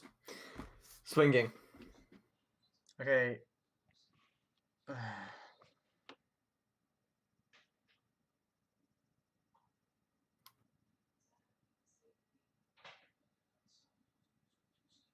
I will declare no blocks, but not let it move to damage yet.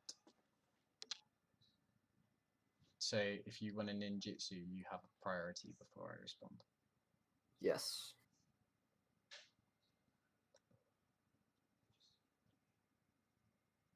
Do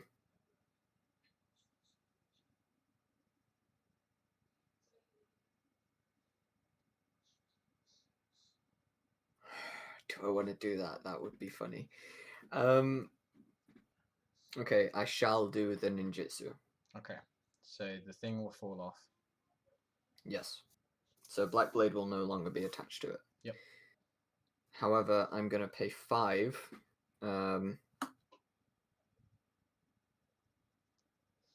Using Path of Ancestry, but not getting the trigger.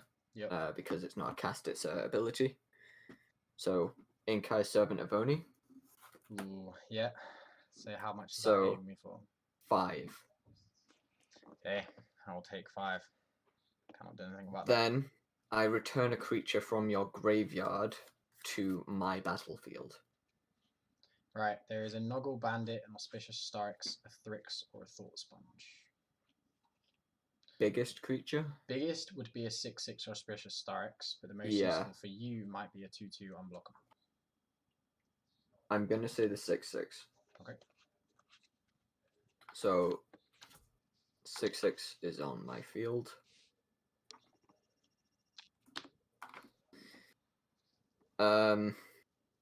Then, I'll recast Inkform Infiltrator. No response? Nope. You haven't got any artifacts for enchantments as creatures, have you?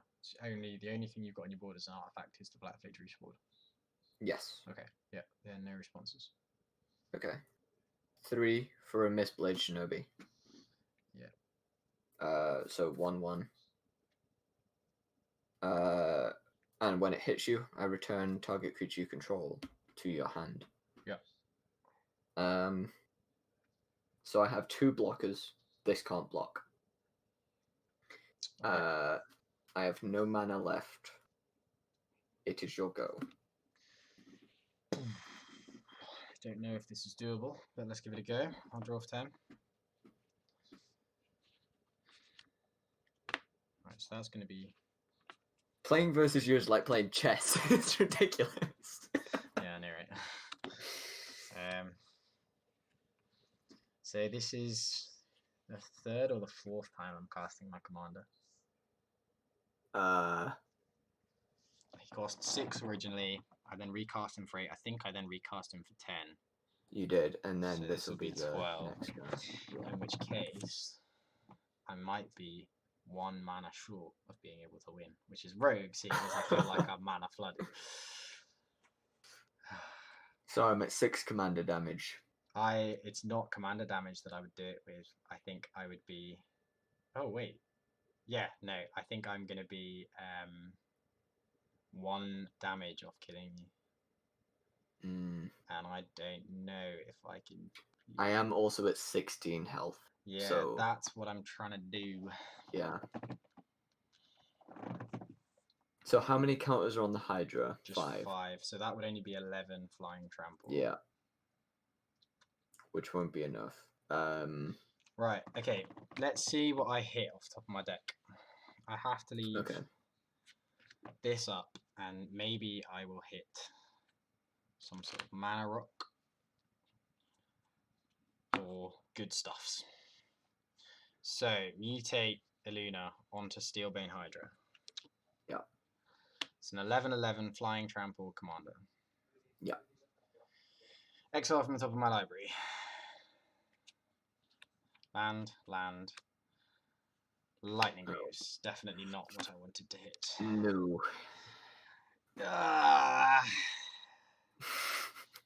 Do you want to see why? Seeing as I think this is game. Do we want to call it here? I will swing and let it play out, but I had a 2 mana mutate cost in hand. Oh. Which would have hit another thing, which would have given me the extra blocker and might have given me an extra trigger. I also would have drawn a card on combat, so I then would have had an extra option. But it was not to be. Very, very close. For the sake of it, I'll equip the Lightning Greaves and hit you in the LR for 11 commander damage. So and then... I will go down to 4 health. And what's your life? 2. 2. Which is why I think the unblockable is going to get me even more than anything else. Just the unblockable would kill you there. Yep. Well, good game. Good game, dude. That was very close. Go Octopus. Yeah, I know, right? It's this is one of my favorite mutate creatures, Breathin. Yeah. I run a Vadrok deck as one of my commander decks. This one's Eden's, but as one of mine, I run a Vadrok where you can obviously cast spells from your graveyard with CMC 3 or less when you mutate, and this is an absolute MVP. It's you can flash it in and then cast a counter spell for free from your graveyard, or you can flash it in for a pump spell. Big fan of mutate. Very good. My case, it's adding a handful. Yeah, sweet. Yeah, definitely. Sultai cool. And Vadrok, I'm a big fan of. I'm trying to lean it more towards wheels now. I think I wanna move it towards big card draw triggers. So I've got Niv Mizzet and that in there. But yeah, it's a huge trick in Vadrok, big time.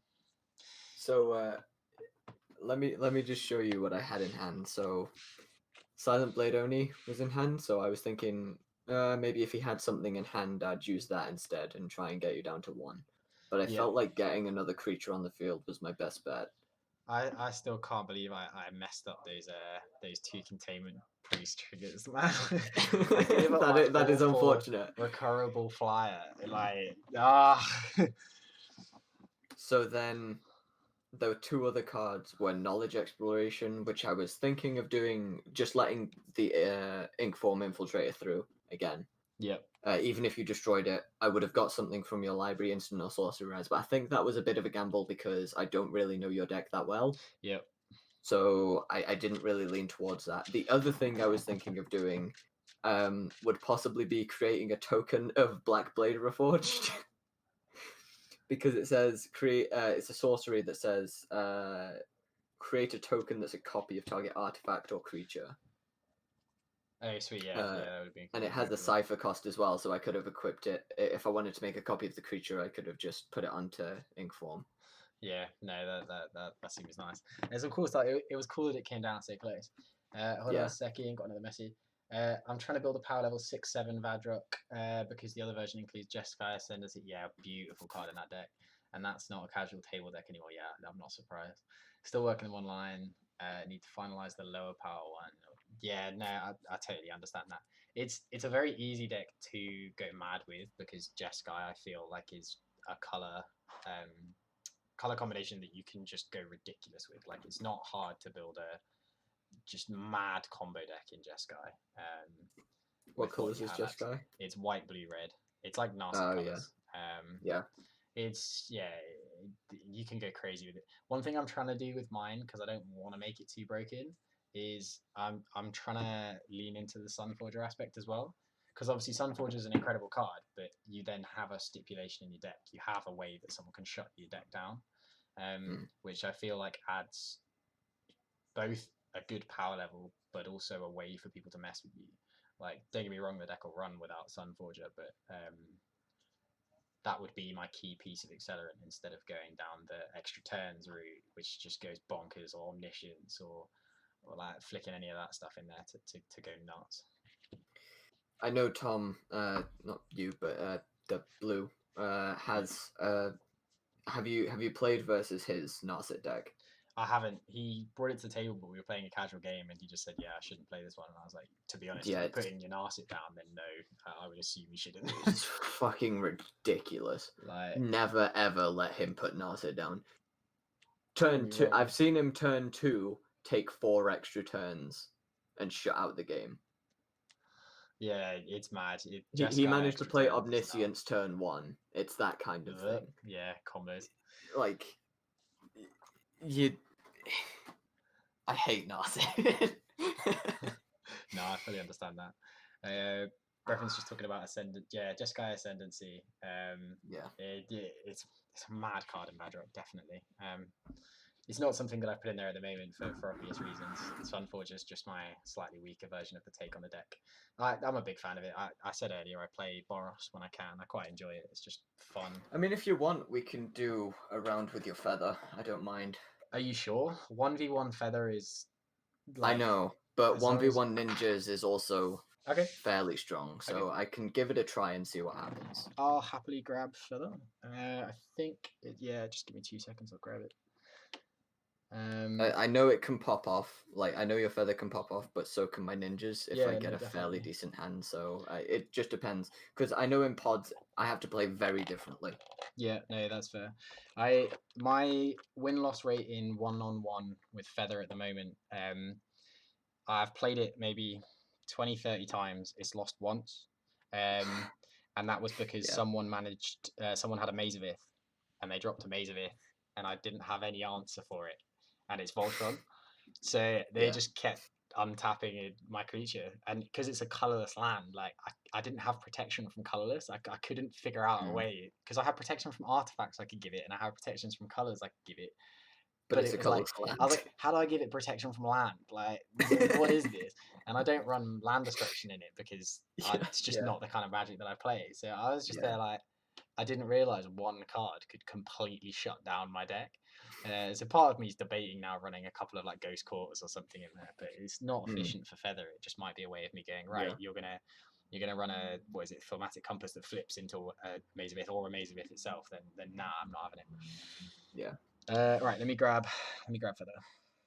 Cool. Haven't played him in a while. I'm excited.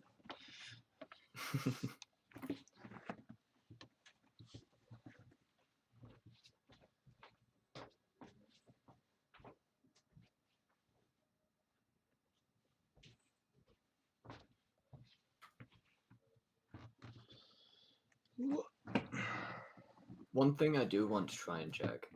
Oh, sorry. Pardon? One thing I do want to try and check is what my power level of this deck is, because I know there are some expensive cards, not many. Sensei's being one of them. Arcane Adaption's not massively expensive. So if you want, we can go through it at some point and we can give it a rough rundown. Yeah. Playing in the pod that we play in, and the fact that it performs like pretty well every time, but it's not like necessarily dominating the group kind of thing. Yeah. You're pretty happily already between sort of a 5 and 6. Yeah. We play in a pod where some decks that turn up might be like a sort of a high 4, and then they move towards maybe a high 6, low 7. Like, we don't have a huge vary pop, which is the better way to play it, to be honest. So you've already got a rough idea. It's just sort of, for me, where the decks sit on which side of 5 and 6. Yeah, Breffin, I do run Swiftfoot Boots in here. I think I also run Lightning Greaves in here, just to speed everything up. But the problem is, if I can't find them, then it's 2 cards out of my deck where I really struggle. It's in Boros. Obviously, it's quite difficult to give hexproof. It's much easier to give protection. And because I originally built this deck on a budget, when I first built this, it was 25 quid, including postage. No, it's budget deck, dude. I've since added in maybe 3 cards that are no longer considered like as budget, but that maybe takes the price of the deck up to about 30, 35 quid. That's it. Yeah. It's very much a budget deck. I think one of the ones that I added in that tipped it up a bit was Mirrodin Dragon. I think that's what it's called, Mirror Dragon. I think Feather's one of the ones that is fairly easy to build a budget deck with, though, because she recurs all of the big spells that you get. So if you get like some cheap common that gives it like +2/+2 and indestructible until end of turn, you've got that permanently in Feather. So it's like it's very much not the easy thing to fall into when you're building Feather is that you build big. You see a spell that's like maybe even only 3 mana, but you're like, oh, this does loads. I want to be able to cast this every turn. It's like, that's actually not the way to take it. The way to take it is all 1 mana spells that either buff, draw you a card, or give protection, and you fill the deck with that, and then you're literally essentially done. You can splash out with stuff like I think it's called Chandra's Ignition. I think it's called. So once you've turned your Feather into like a 15/15, you cast Chandra's Ignition, and it does 15 damage to every player and every other creature on the board. Yes. Would that class as commander? No, because it's not combat. Okay. If it was, that would just speed Feather up even more with effects like that. Yeah. But no, it's really cool. I'm a big fan. Do you have Blade of Selves in there? No, I run Blade of Selves in my Mono Black Conti deck. that you've seen, but that's the only deck that I have a Blade of Selves in at the moment. I used to have it in Yuriko. Main reason being because if you can, I have another card called Mirror Gallery. It says the legend rule doesn't apply. Yeah, if you can pair that with Blade of Selves, you can make some sickening commander combats. Yeah. Hang on 2 seconds. Yeah, Feather's definitely like that. Zada's another one that I haven't done too much building with Breffin. It's another intriguing one that I've kind of seen that came out recently. It came out at the same time as Winota, so obviously I haven't a chance to build either of them. It's like people talk about it as if Zada's one of the top new commanders for Boros. So both Zada and Winota immediately kind of shot to top 3. I think probably with Feather, and I think Firesong and Sunspeak is a very close 4th. After that, you start really struggling for commanders in Boros, and I think that's why a lot of people don't play it. You can play Voltron on one of the Aurelias, but the fact that you have maybe 4 options, and 2 of them are very recently released in this color combo compared to like Dimir, where half of our play group apparently plays different versions of Dimir. It's just a bit mad. Sweet, do you want to roll to go first? I'm happy with my hand. What do you want to roll? D6. I won't use the same D6 as last time, so you can say it's weighted. And I got a 4. I too got a 4. Okay. I got 1. I got no a way. A 4. A 1. Okay, cool. There we go. We just got the same numbers. Great. Okay. Okay. What's going to be the most aggressive way to play this? That's what I'm thinking as well. I'm just going to say Mountain for turn, Sigo. I will draw. I'll play a Swamp and then a Banehound and swing at you with the Banehound. I will take 1. Cool. No shock. Yeah, Zada, I don't know all that much about Zada. I've looked at it briefly. I know Mono Red Goblin combos. I've heard a little bit about it. I think for me, if I was going to build Goblins, it probably would be either Krenko Mob Blast, but that's kind of overdone. I don't know if I would do it. One thing I'm kind of intrigued by is Krenko Tin Street Kingpin. Because A, it's not as often done, and B, I have built a Brawl deck around it that I had about a 90% win rate with on Brawl. And the concept was kind of fun. It's just I don't know if I could translate it as easily from 1-to-1 to 4-player. It's very easy to build it 1-on-1 where, sorry, I'll quickly just pay to Boros Signet. Sigo. Okay. It's very easy to build it where you fill it with a bunch of A, really strong pump spells, B, haste, and C, anthem effects, and then you can basically guarantee that turn 3 or turn 4, if you don't draw very well, you either swing with Krenko and haste, or you swing with a really buffed Krenko on turn 4, and you're putting 5 or 6 1/1s on the battlefield by turn 3, and then you're putting like 15 on turn 4, and it's just. Did you make that on Arena? I built it on Arena, yeah. I built it, and I've seen some ridiculous ones on there. Yeah, then I love my Krenko deck on Arena. The Brawl deck, it just goes off. If you want to move over to Arena in a bit, I don't mind that. I've got some fun Brawl decks. Yeah, so I'll give it a go in a bit. I won't play Yarok. That's cool. Is that turn for you, by the way? No, I shall swing with Banehound, and before combat damage, Ninjutsu bit for Yuriko. Yep, that's cool. So taking 1. Top card library is Silent Blade Oni. Yeah, how much? So take 3, 4, 5, 6, 7. Yeah, that's fine. And then turn? Yes. Oh, sorry, I'll have to discard 1, 2, 3, 4, 5, 6, 7, 8. I will discard a Smoke Shroud. On tap, draw. I'll play a Plains for turn. So, how's going to be the easiest way to do this?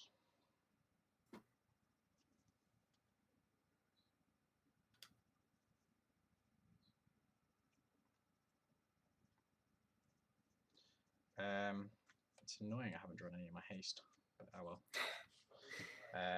I will cast Feather, Sigo. Okay.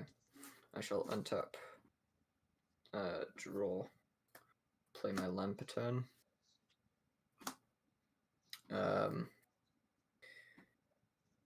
How big's the other? It's a 2/3. It's a 3/4. Oh, 3/4. Oh, slightly too big.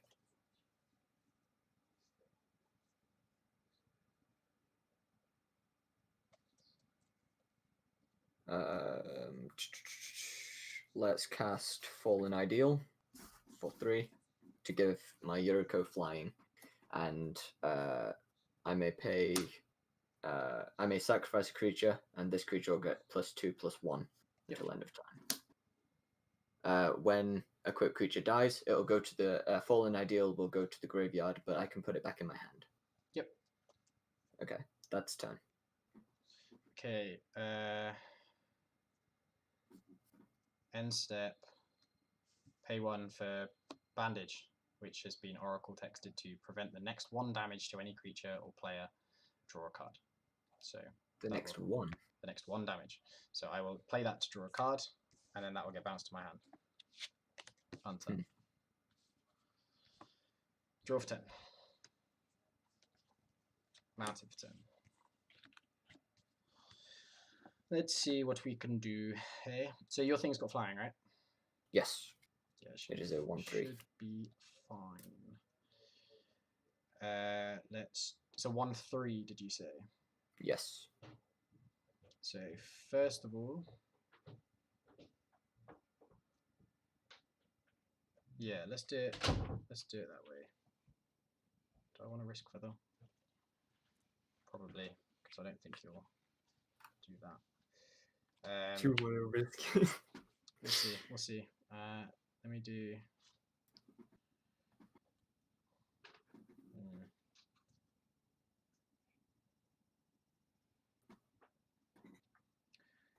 Yep. Okay. So Boros Charm, targeting feather, giving it double strike. Okay. Pay 1. Feather will get protection from black till end of turn. And it has rebound. But yeah, so that will go into exile as a result. I think I can order the feather triggers right there, because they both, I can order which way I want it to exile. I'll let the immersion scape go into exile. That's maybe I'll wait. I'll put it under the feather trigger. Okay, then swing. I'm not sure. Does the rebound cast after it resolves? Because feather sort of says when it casts, it goes to exile. Exile as it resolves. So okay. is feather on cast? Yeah. It's as they're both as it resolves, so I should be able to pick. Okay. Yeah. Yeah. Oh. Which way? What do I want to do with that? You're right. Do you know what? I'll let it exile. I'll let it rebound. So 6 commander damage. I will take the 6 commander. Second main. Pay 2 for a impact resonance. So deal X damage divided as I choose among any number of target creatures, where X is the greatest amount of damage dealt to a source by a permanent or player this turn. So 5 damage coming at yours, 1 damage coming at feather, which will let this exile.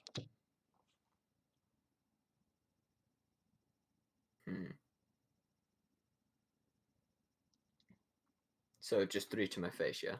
No, none to your face. I kill Yuriko and 1 damage to feather, which will let me recur impact resonance. Yeah, okay.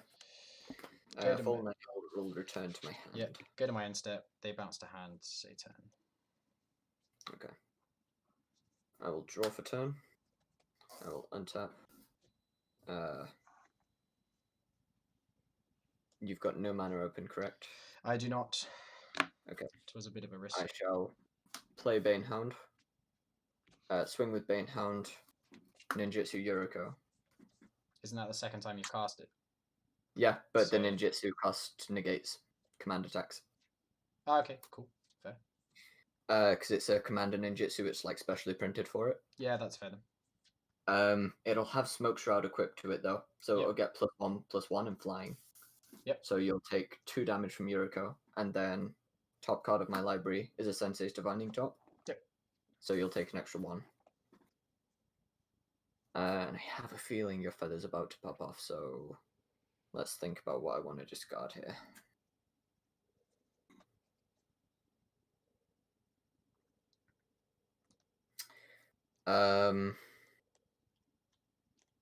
I don't think I'm going to get a chance to play that card, so 1, 2, 3, 4, 5, 6, 7, 8. I have 8 cards in hand, so I will discard Psychic Intrusion. Yep. And pass. Okay, untap. Sadly did not pull a land. Upkeep.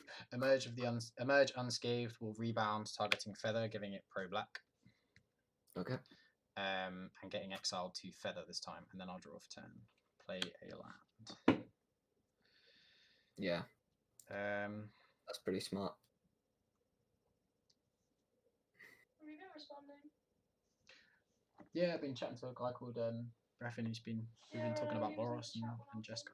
He runs a Badrick deck like I do. Okay. And annoyingly, not getting as much as I want. Right, 1 mana, bandage, targeting feather, draw a card. So it's protection from 1 damage, yeah. Prevent the next 1 damage that will be dealt to target creature.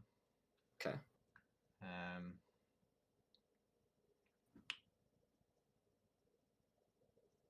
Then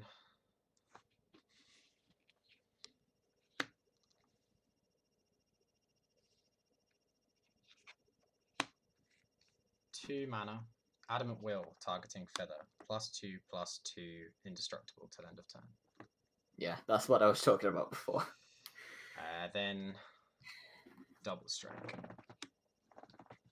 So there was a really annoying one that I saw that said 2 creatures gain indestructible and +1/+1 each. So you had to target a human and a non-human. Yeah, I think I've seen that. That's the there's something to do with target human and non-human in Ikoria, because it was about Luca when you befriended the monster, I think. Yeah. So that's 10 unblockable commander damage. So that puts you up to what, 16? 16, yes. And then go Which to is go to thankfully right next to each other. Go to end step. Sing it. I'm at 19 health. I shall untap. Weirdly enough, this hasn't even been a fast showing of this deck, because I've only drawn 1 pump spell all game. Yeah.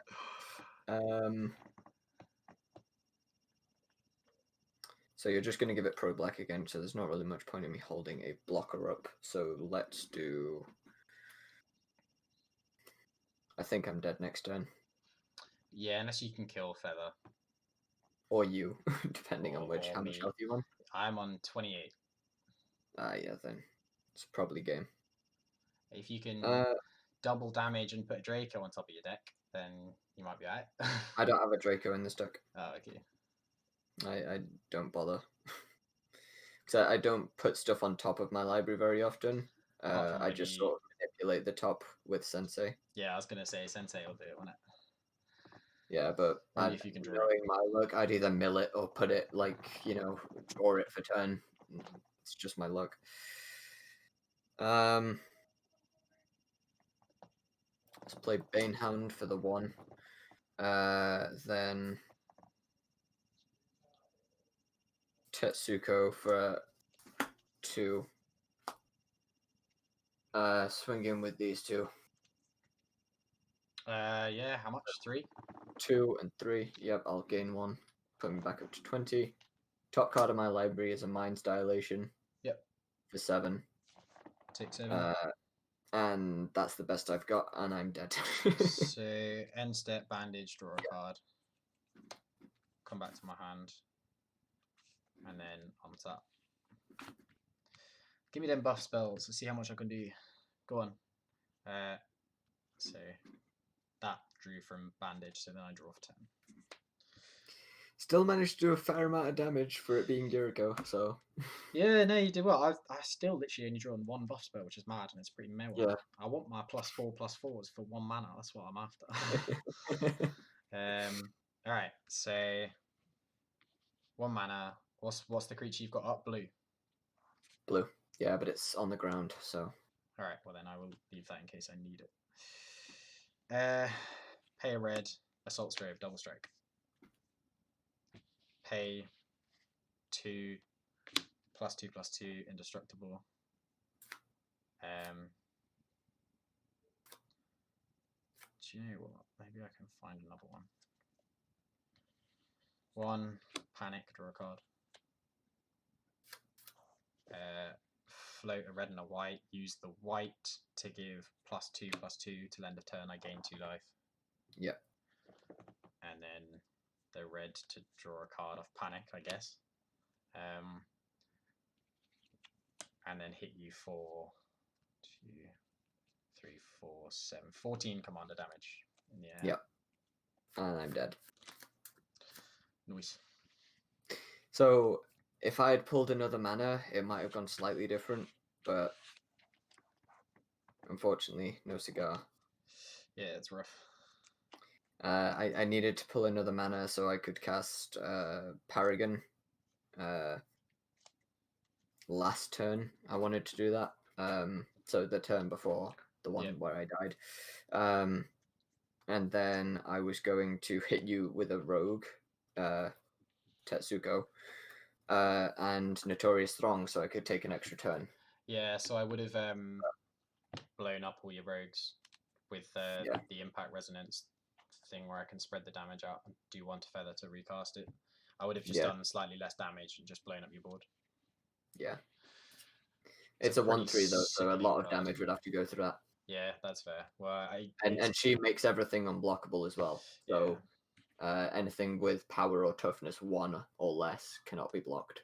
So Banehound would be unblockable at that point. Yeah, that's fair. No, it's cool. I got semi-close. Yeah, no, definitely. You did a fair amount of damage for a 1v1 against Fellow, definitely. I am gonna take a pause. I'm gonna go grab a bite to eat. No worries. But if you do want to play some Arena Brawl later, I'm gonna say it's a maybe for now because the idea sounds cool. It's just whether I can grab and whether I'm with it or not. So. Yeah, if not, don't worry about it because I'm not 100% either. I've just been kind of beating myself to try and stay on. Yeah, no, definitely. Kept walking around my room when it wasn't my turn just to try and figure stuff out. All right, sweet. Well, I'll catch you in a bit. And Bref and UC, cheers for coming and hanging out with us. And thanks for getting a bit involved. It's nice to chat to people, especially about Boros. I'm never going to complain. Yeah. Awesome. All right. Cheers, guys. See you in a bit. See ya.